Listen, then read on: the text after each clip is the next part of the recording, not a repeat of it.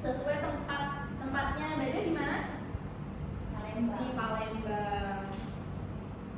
Nah, ini ada ciri-ciri teks naratif. Teks naratif itu menggunakan bahasa naratif untuk bercerita, yaitu bisa bahasa sehari-hari. Menggunakan bahasa naratif untuk bercerita, misalnya kayak bisa menggunakan bahasa sehari-hari. Yang selanjutnya memiliki konflik dan peristiwa sebab akibat.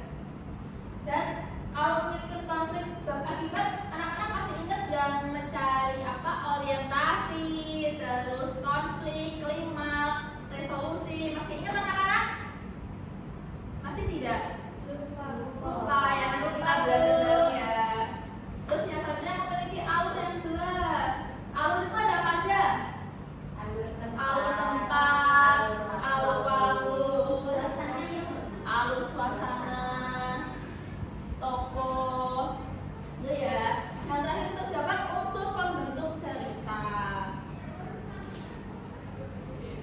Nih, di sini ada struktur teks naratif.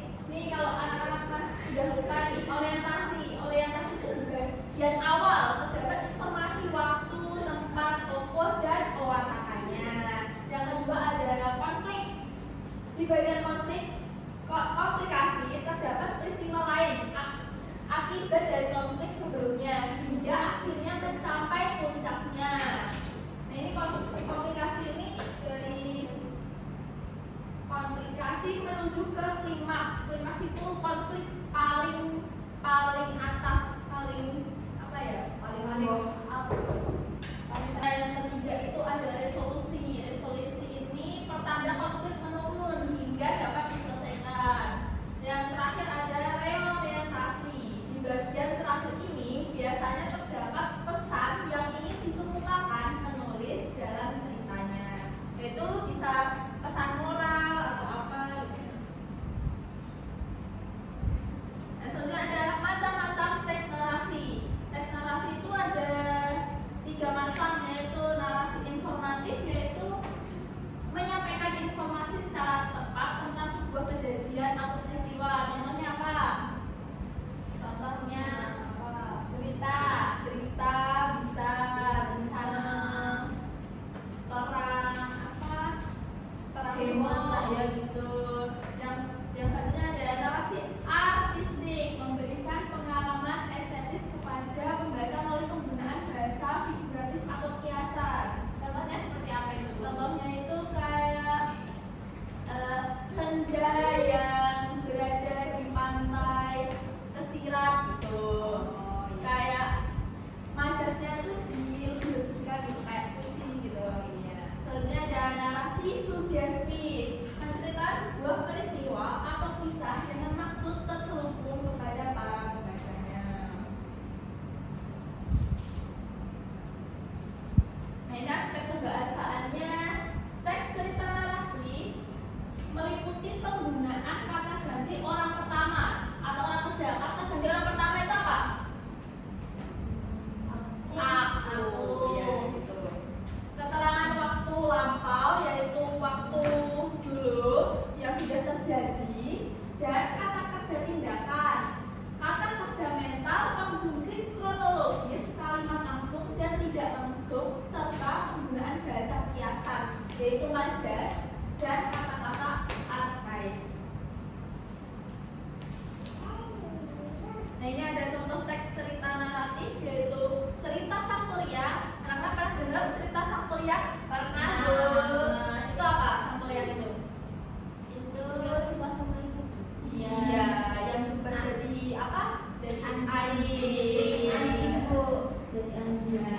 Terus selanjutnya ada cerita Malin Kundang. Itu yang kayak cerita. Nah, ini nanti kita belajar tentang cerita Malin Kundang ya. Iya bu. Tadi ada cerita Bawang Merah Bawang Putih, yaitu kayak kakak adik saya. Iya, yang kakak adik yang jahitan bayi ya, jahitan bayi. Terus cerita Timun Mas. Ada yang tahu cerita Timun Mas? Tahu, yang bayinya ada di Jalan Timur. Iya benar. Selanjutnya ibu memiliki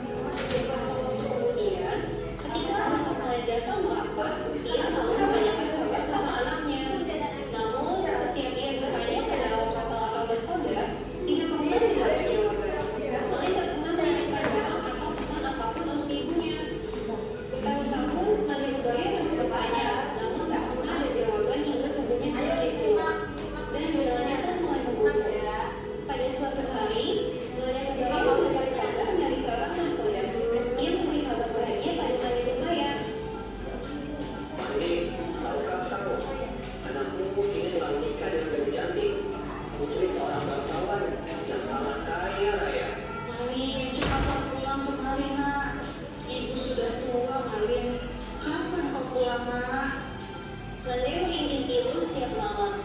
Ia yakin anaknya pasti datang untuk menemuinya. Benar saja, tak berapa lama kemudian, di suatu hari yang cerah dari kejauhan tampak sebuah kapal yang megah dan indah berlayar menuju pantai.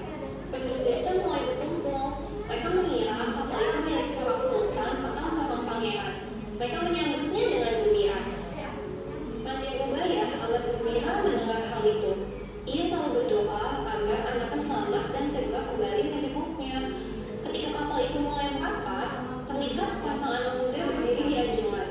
Pakaian mereka berkilauan karena sinar matahari. Wajah mereka cerah, dihiasi senyum karena bahagia disambut dengan meriah. Mande Ubayyah ikut berdesakan mendekati kapal bersama warga lainnya. Mereka juga keras saat melihat laki muda yang berada di kapal itu. Ia sangat yakin bahwa laki muda itu adalah Malin Kundang. Belum sempat para sesepuh kampung menyambut, Ibu Malin terlebih dahulu. Anak-anak sudah selesai? Sudah, Bu. Oke, baik, beresin terus nanti kembali ke tempat duduk masing-masing. Ya, Bu. Iya, sudah. Sudah. Namanya siapa, Bu? Namanya Mary. Artinya oke, Bu. Iya.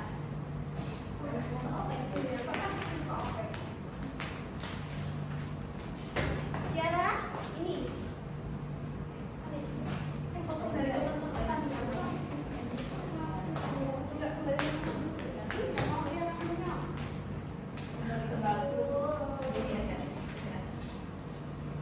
Anak-anak sudah selesai menempelnya? Sudah, Bu. Sudah paham tadi menyimak video apa? Menyimak video Malin Kundang. Kundang. Ayo sekarang dipresentasikan ke depan coba. Sama, bersama-sama. Tadi kan mengerjakan bersama-sama. Iya, Tika ini. Makan Ika. Oh, ini, Bu. Tadi nanti Ika males ya? Iya. Kenapa males? Jadi kami akan mempresentasikan hasil kerja kami, yaitu tentang Malin Kundang.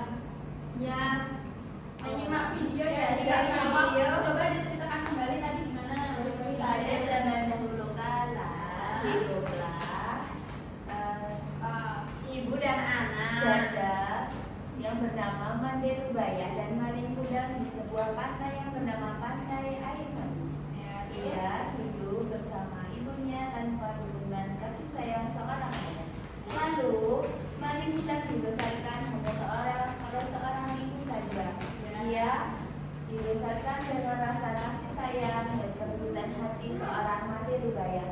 Kemudian suatu hari Malin Kundang ingin merantau untuk mencari nafkah atau mengejar masa depannya. Lalu ia Berjumpa lagi. Nggak ingin Selama beberapa tahun, Malin Kundang berjumpa lagi. belum Berpamitan dulu. berpamitan kepada ibunya untuk merantau mencari pekerjaan yang lebih baik daripada yang di kampung. Terus setelah ia berpamitan dan merantau, ia merupakan seseorang yang sangat bekerja keras. Ya. Kemudian ia disukai oleh anak dari istri saudara kaya yang bernama putri dari anak dari saudara kaya. Kemudian ia menikahi seorang putri. Pada suatu hari juga Malin Kundang ingin berlayar ke kampung halamannya. Kemudian setelah berlayar ke kampung halamannya, ibunya sangat menunggu-nunggu setiap hari, setiap tahun kabar dari Malin Kundang. Namun Malin Kundang tidak dapat tidak mengakui seorang ibunya. Hei Malin Kundang, kamu siapa? Hei seorang ibu tua, kamu siapa yang kau bukan ibuku, kau sangat jelek sekali. Ini kata ibu, kata putrinya, ini adalah ibumu. Iya, ini bukan ibuku. Lalu kamu siapa? Kamu ngaku-ngaku sebagai mertua saya, kata Malin Kundang. Dasar kamu perempuan dari sana. Malin Kundang menarik seluruh baju ibunya dan melemparkannya ke tanah. Kemudian sang ibu pulang membawa merasa sesal dan merasa sedih yang sangat bercampur aduk, mengakui bahwa seorang anak tidak mengaku bahwa aku adalah ibunya. Ya Tuhan, tolonglah. Ibunya berdoa. Iya, dia pulang. Ya Tuhan, tolonglah, kutuklah Malin Kundang sebagai anak durhaka dan berikanlah ia pelajaran yang sangat timpang. Lalu angin Bertiup kencang membangun kapal laut yang besar. Ya, di laut anginnya sangatlah kencang dan bergetar. Ombak lalu Petir menyambar kapal Malin Kundang. Cekiar, Malin Kundang dan kapalnya berhamburan seperti semut yang tak ternilai. Ya, akhirnya jadi batu. Oke, coba tokohnya siapa saja di dalam cerita tersebut? Paling istrinya,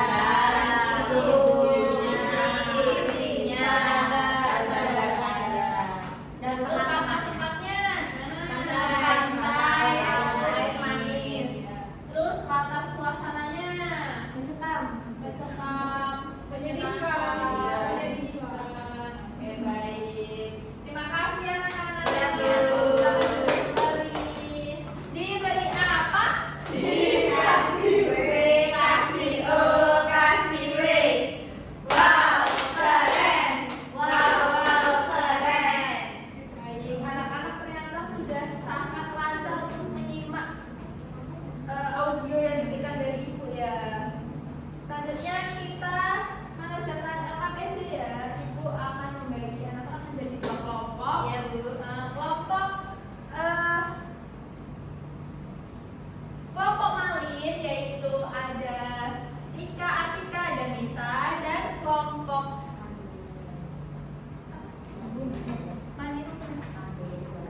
dan kelompok Manderubaya yaitu ada Dea dan Suster. Dikerjakan ya. Ya, Bu. Nanti setiap kelompok dipresentasikan. Buka pulpen. Nggak bawa pulpen.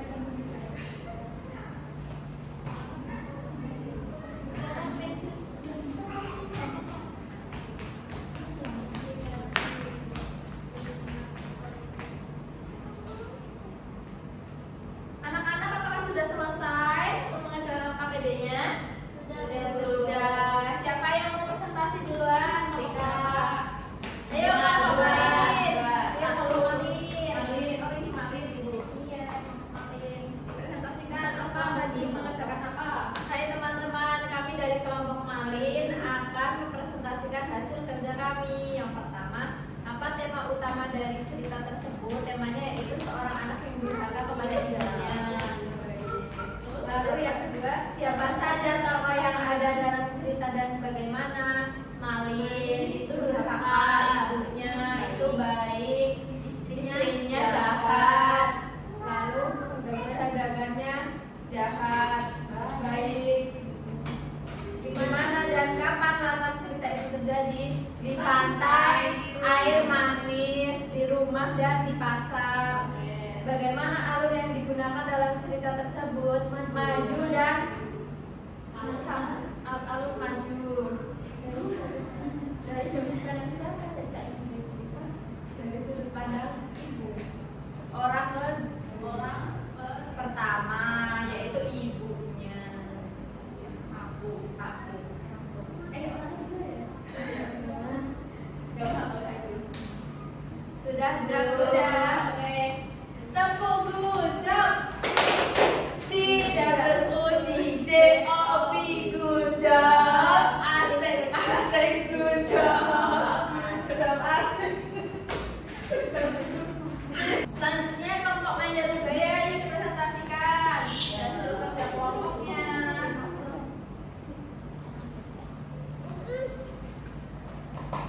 Yang pertama, cobalah tunjukkan bagian struktur teks cerita. Yang pertama itu ada orientasi.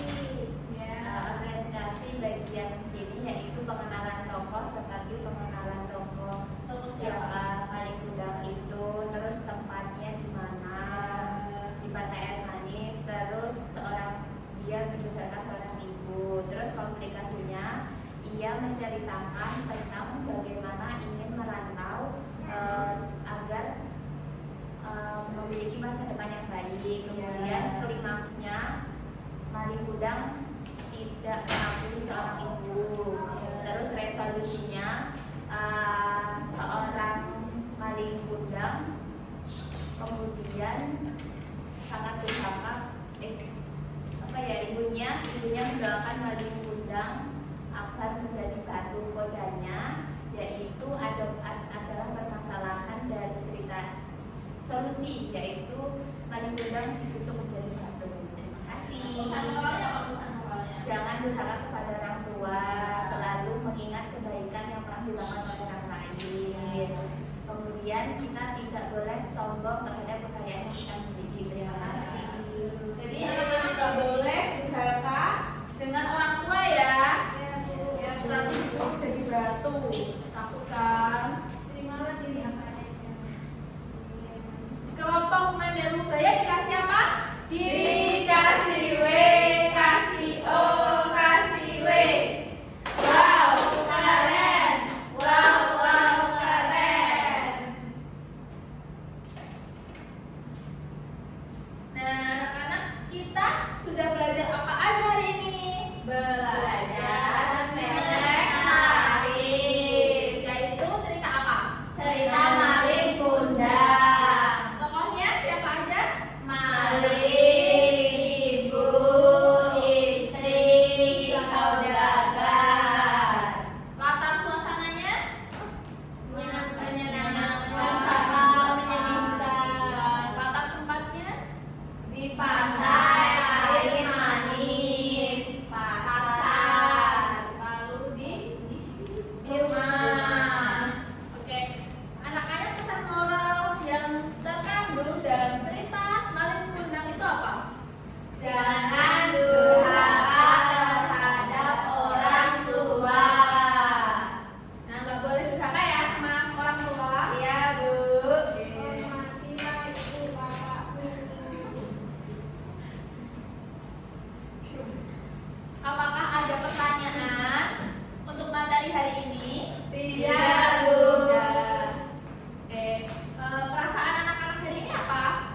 Senang dan semangat, Bu. Karena apa? Karena cerita Malin Kundang itu seru sekali tadi. Terus tadi kita menempel apa? Menempel cerita alur cerita. Oke. Ya sudah tiba-tiba menyimpulkan.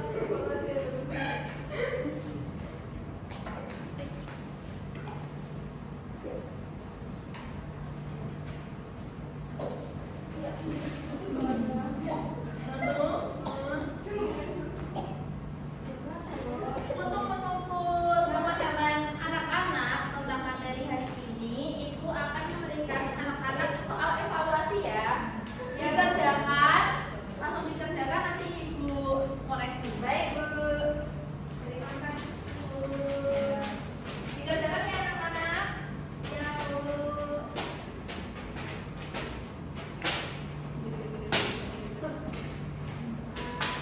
Ya, Bu.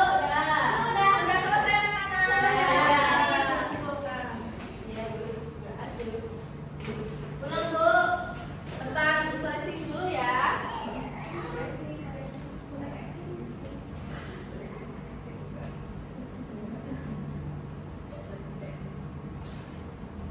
Ternyata ada beberapa anak yang belum mencapai KKM ya. Jadi anak-anak yang belum mencapai KKM, minggu besok mengerjakan remedial, dan anak-anak yang sudah mencapai KKM atau di atas KKM besok melakukan pengayaan ya anak-anak. Baik, Bu.